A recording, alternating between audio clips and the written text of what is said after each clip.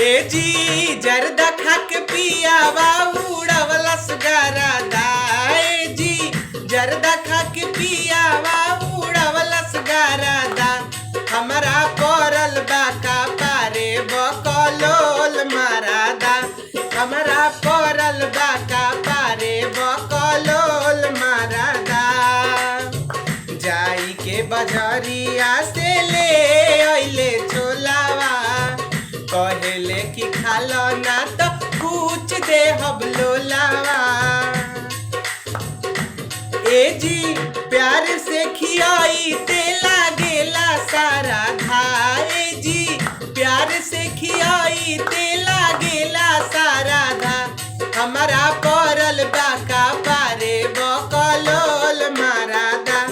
हमारा पड़ल बा कपारे बकलोल मरदा।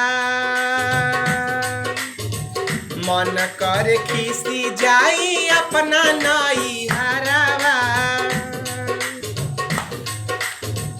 मन कर खीसी जाई अपना नई हरावा। ए जी प्यार से मनाई ते लागिला सारा धा। हमरा